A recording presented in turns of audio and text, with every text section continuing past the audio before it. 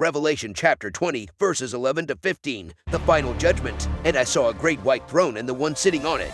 The earth and sky fled from his presence, but they found no place to hide. I saw the dead, both great and small, standing before God's throne. And the books were opened, including the book of life. And the dead were judged according to what they had done, as recorded in the books. The sea gave up its dead, and death and the grave gave up their dead, and all were judged according to their deeds. Then death and the grave were thrown into the lake of fire. This lake of fire is the second death. And anyone whose name was not found recorded in the book of life was thrown into the lake of fire. Matthew chapter 25, verses 31 to 34. The Son of Man will judge the nations. When the Son of Man comes in his glory, and all the holy angels with him, then he will sit on the throne of his glory. All the nations will be gathered before him, and he will separate them one from another, as a shepherd divides his sheep from the goats. And he will set the sheep on his right hand, but the goats on the left.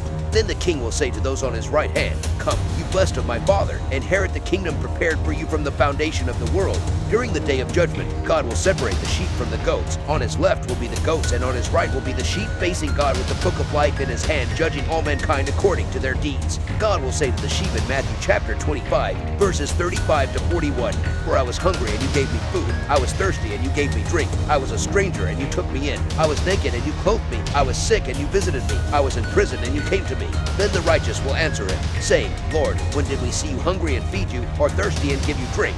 When did we see you a stranger and take you in, or naked and clothe you?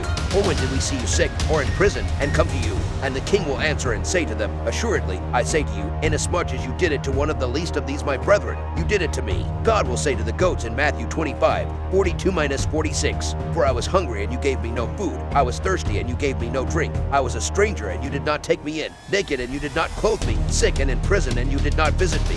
Then they also will answer him, saying, "Lord, when did we see you hungry or thirsty or a stranger or naked or sick or in prison, and did not minister to you?" Then he will answer them, saying, "Assuredly, I say to you, inasmuch as you did not do it to one of the least of these, you did not do it to me." And these will go away into everlasting punishment, but the righteous into eternal life.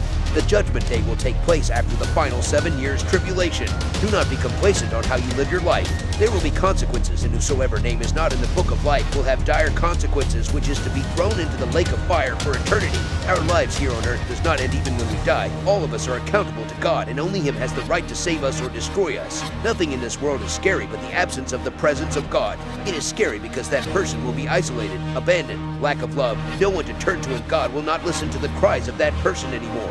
Leave wisely and be a conduit of His blessings in our lives, sharing all that He has given us, especially those in need. If you like this video, please subscribe, like, and share.